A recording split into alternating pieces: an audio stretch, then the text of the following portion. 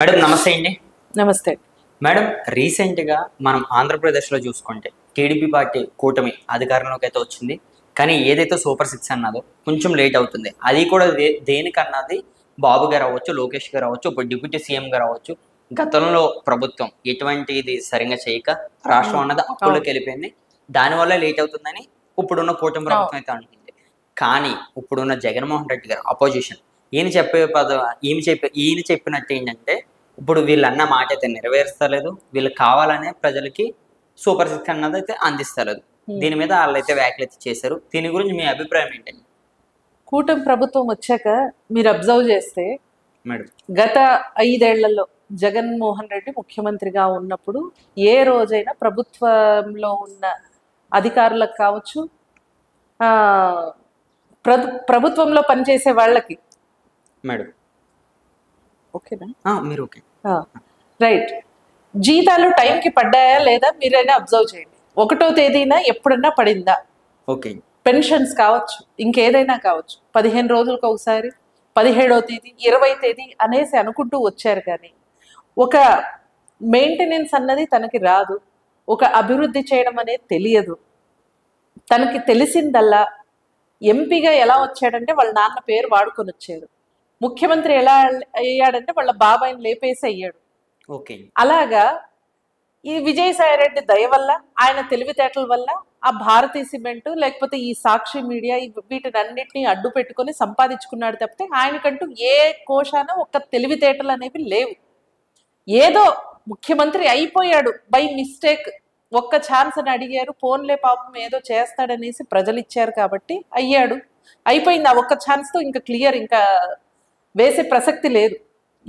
ఎక్కడ ఈ భారతదేశంలో ఎవరికి 151 నుంచి 11కు పడిన స్థానాలు ఏ ముఖ్యమంత్రికి లేవు, అటువంటి ఒక ప్రజానాయకుడికైతే ఎక్కడా చూడలేదు. ఇప్పుడు కూటమి ప్రభుత్వం ఏర్పడిన నాటి నుంచి ప్రతి నెల టైం టు టైం పెన్షన్స్, 1వ తేదీన పెన్షన్స్ వస్తున్నాయి. అది ఏంటి, వాలంటీర్లు లేకుండా సచివాలయ ఉద్యోగులు ఉపయోగించుకొని, ప్రభుత్వంలో పనిచేసే వాళ్ళని ఉపయోగించుకొని ఏకంగా ముఖ్యమంత్రులు, ఎమ్మెల్యేలు వాళ్ళు పనులు చేసుకుంటూ 1వ తేదీ మాక్సిమం 2వ తేదీకి అంతా పెన్షన్లు టైంకి అందుతున్నాయి, అర్హులందరికీ అందుతున్నాయి. ఇందులో అనర్హులు చాలా మంది ఉన్నారు, దీని గురించి బాధపడాల్సిన అవసరం లేదు. అనర్హులు అన్న వాళ్ళని ఖచ్చితంగా ఏరివేయాలి. అర్హులు ఉన్న వాళ్ళు కొంతమందికి రాని వాళ్ళకు కూడా యాడ్ చేసుకుంటూ పోతారు. సూపర్ సిక్స్ అన్నది మనం చూస్తే సూపర్ సిక్స్ చేయడానికి ఏదైనా కొద్దిగా టైం పడుతుంది. అందులో ఫ్రీ బస్సు కావచ్చు, లేకపోతే ఒక స్టెప్ బై స్టెప్ ఏది ఇంపార్టెన్స్ని బట్టి చేసుకుంటూ పోతామండి. ఇంకా పిల్లలకు కావచ్చు, విద్యా దీవెన కావచ్చు, ఏదైతే ఉందో అవన్నీ టైం టు టైం మెల్లగా చేసుకుంటూ పోతారు. ఆల్రెడీ వీళ్ళు జూన్లో ఇది చేశారు కాబట్టి అది రావడానికి టైం పడుతుంది. నెక్స్ట్ అకాడమిక్ ఇయర్కి మనం వేస్తామని చెప్పాం, మధ్యలో వేస్తామని అనలేదు. ఆయన జగన్మోహన్ రెడ్డి ముఖ్యమంత్రిగా ఉన్నప్పుడు ఏం చెప్పారు, 2 పిల్లలకి ఇస్తాము, ఎంతమంది పిల్లలకి ఉంటే అంతమందికి ఇస్తామని చెప్పి ఎవరికి లేదు, డైరెక్ట్ తల్లి అకౌంట్లలోకి వేసారు. బాగుంది. తల్లి అకౌంట్లలోకి వేస్తే ఆ డబ్బులు ఎవరు తీసుకున్నారు? తండ్రి తీసుకున్నాడు. తండ్రి తీసుకెళ్ళి ఎక్కడ పెట్టాడు?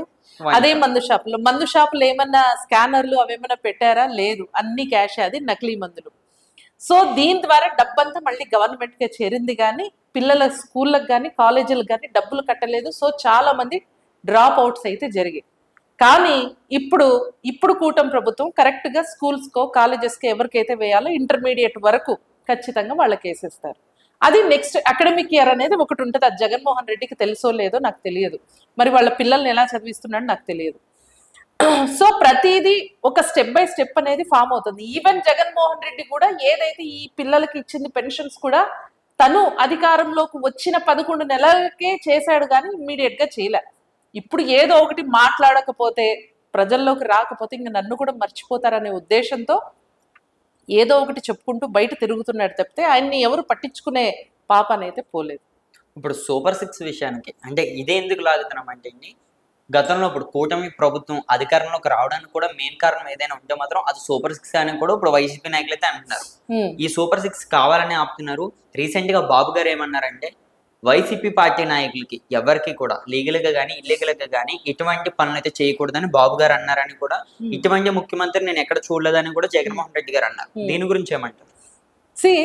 వైసీపీలో ఉన్న వాళ్ళందరూ, మీరు నమ్ముతారో లేదో, ప్రతి ఒక్కరు వాళ్ళన్ని ఏమంటారు, ఏం మాట్లాడాలి ఏం మాట్లాడకూడదు విచక్షణ జ్ఞానం అన్నది లేకుండా ఉన్న వాళ్ళందరూ వైసీపీ దాంట్లోనే ఉంటారు.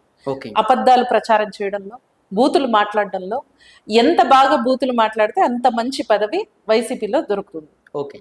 మనం అవన్నీ చూసాం. అటు కొడాలి నాని కావచ్చు, ఎవరైతే ఎంత బాగా ఫస్ట్ 2.5 years లో తనకి మంత్రి పదవి లేదు కొడాలి నాని. ఎప్పుడైతే బయటకు వచ్చి ప్రజల ముందు, మీడియా ముందు వచ్చి చంద్రబాబు నాయుడు గారిని కానీ, లోకేష్ ని కానీ, పవన్ కళ్యాణ్ గారిని కానీ ఎంత బూతులుగా తిడితే నెక్స్ట్ మంత్రి పదవి ఇచ్చారు. మరి ఇప్పుడు వచ్చి ఏం ఉచిత సలహాలు ఇస్తున్నారు? ఎవరు అడిగారు? ఇంత బాగా బూతులు మాట్లాడుతున్నారు, వీళ్ళంతా మేము మాట్లాడామా, మా వాళ్ళు మాట్లాడారు అనేసి ఈవెన్ అంబటి రాంబాబు గారు అంటున్నారు, రోజా గారు. వీళ్ళు చాలా శుద్ధపూసలండి, సారీ టు సే దట్. కానీ వాళ్ళు మాట్లాడేవన్నీ ఇవే. అందుకే వాళ్ళు అసెంబ్లీకి రారు. మళ్ళీ అసెంబ్లీలో ఎక్కడ లైవ్ లో మీరు వాళ్ళు మాట్లాడడం ఎక్కడ వేసి చూపిస్తారో అనే భయంతోనే జగన్మోహన్ రెడ్డి రావట్లా. ఈ సాకుతో ప్రతిపక్ష హోదా ఇస్తేనే అనే సాకు అనేది ఊరికే ఒట్టి మాట అంతే. కానీ తనకి ఇష్టం లేదు, పని చేయడం ఇష్టం లేదు, రావడం ఇష్టం లేదు, ప్రజల పక్షాన నిలబడటం ఇష్టం లేదు. తనకు కావాల్సింది అధికారం మాత్రమే.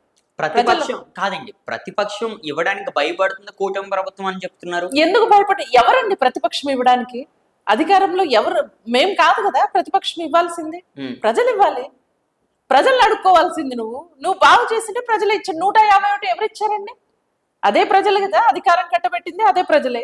మరి ప్రజలు ఇవ్వలేదు, ఒప్పుకో, ఆగు, పని చేయి. పని చేయకుండా నువ్వు ఇలా అడుగుతావు? ఆ మాత్రం చిన్న కామన్ సెన్స్ లేదా? చిన్న పిల్లలకు తెలియదా? ప్రజలు ఇచ్చింది, అది మ్యాండేట్ అనేది ప్రజలు ఇస్తారు. 151 నీకే ప్రజలే ఇచ్చారు, అదే 11 కూడా ప్రజలే ఇచ్చారు. ఒప్పుకొని వచ్చి కూర్చొని ప్రజల తరపున పోరాడు. అంతేగాని ఏది పడితే అది చేయకూడదు.